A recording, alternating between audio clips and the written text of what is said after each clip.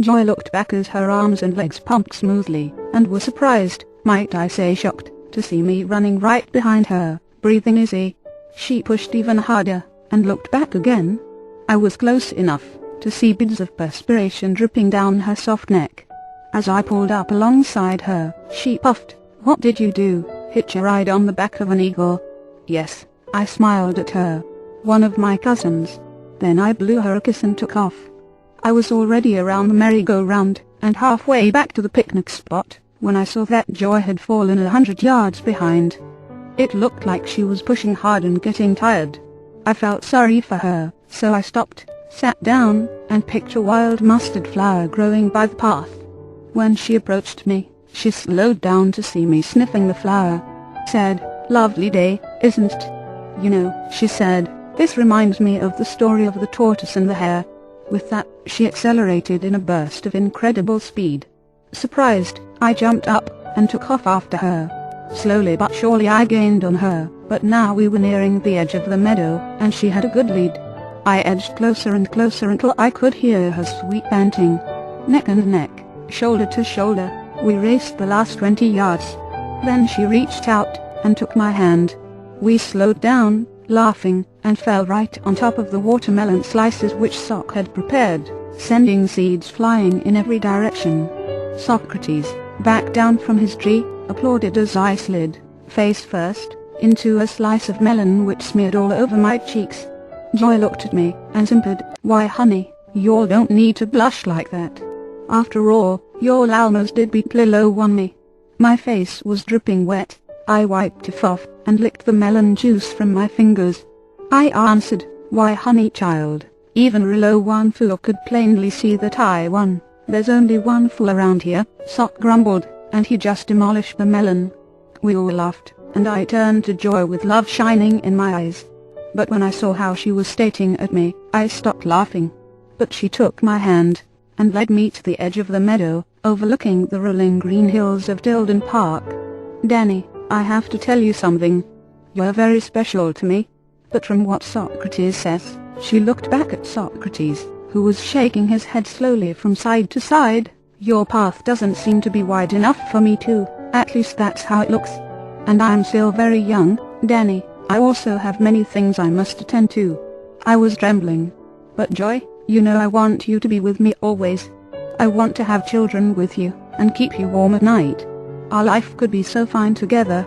"Danny," she said, "there's something else I should have told you before. I know I look and act, well, the age you might expect me to be. But I'm only 15 years old." I stared at her, my jaw slack. "That means that for months I've had an awful lot of illegal fantasies." All three of us laughed, but my laughter was hollow. A piece of my life had fallen and broken. "Joy, oh wait. There's still a chance." Joy's eyes filled with tears. "Oh, Danny, there is always a chance. For anything. But Socrates has told me that it's best if you forget." Silently, Socrates approached me from behind as I looked into Joy's luminous eyes. I was reaching out for her, when he touched me lightly at the base of my skull. The lights went out, and I immediately forgot I ever knew a woman named Joy. Book 3 Unreasonable Happiness. The final search. When my eyes opened, I was lying on my back looking up at the sky. I must have dozed off. Stretching, said, "The two of us should get out of the station and picnic more often. Don't you think, Sock?" "Yes," he nodded slowly. "Just the two of us." We collected our gear, and walked a mile or so through the wooded hills, before catching the bus. All the way down the hill, I had a vague feeling that I'd forgotten to say or do something, or maybe I'd left something behind. By the time the bus reached the lowlands, the feeling had faded. Before he stepped off the bus, I asked, "Hey, Sock, how about going for a run with me sometime tomorrow?" "Why wait," he answered. "Meet me tonight on the bridge over the creek at 11:30. We can go for a nice long midnight run up the trails." That night the full moon gave a silver sheen to the tops of the weeds and bushes as we started up the trails. But I knew every foot of the 5-mile climb, and could have run the trails in complete darkness. After a steep climb on the lower trails, my body was toasty warm. Soon we had reached the connector and started up. What had seemed like a mountain many months ago was now hardly any strain for me. Breathing deeply, I sprinted up and hooted at Socrates trailing behind, wheezing, clowning around. "Come on, old geezer, catch me if you can."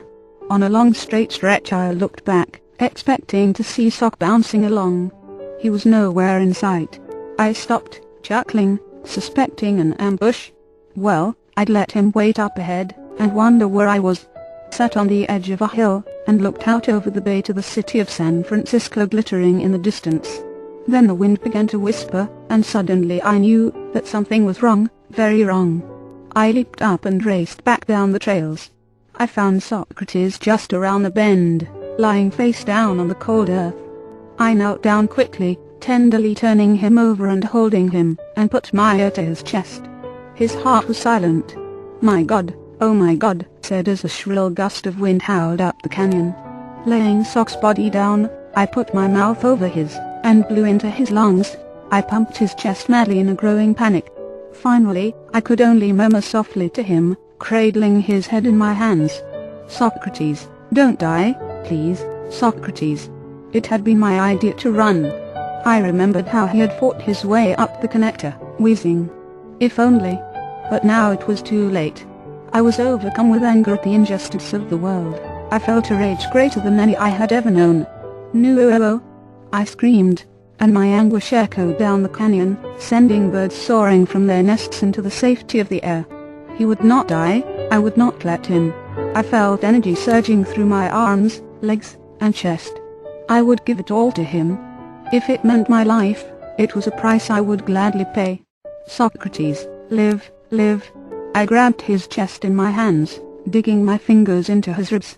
I felt electrified, saw my hands glowing, as I shook him, willing his heart to beat. "Socrates," I commanded. "Live." But there was nothing. Nothing. Uncertainty entered my mind and I collapsed. It was over. Sat still, with tears running down my cheeks. "Please," I looked upward, into the silver clouds drifting across the moon. "Please," said to the God I'd never seen. "Let him live." Finally I stopped struggling, stopped hoping. He was beyond my powers. I had failed him. 2 small rabbits hopped out of the bush to see me, gazing down at the lifeless body of an old man which I held tenderly in my arms. That's when I felt it, the same presence I had known many months before. It filled my body. I breathed it. It breathed me. "Please," said one last time, "take me instead." I meant it. And in that moment, I felt a pulse begin to throb in Sock's neck. Quickly, I put my head against his chest. The strong, rhythmic beat of that old warrior's heart pounded against my ear.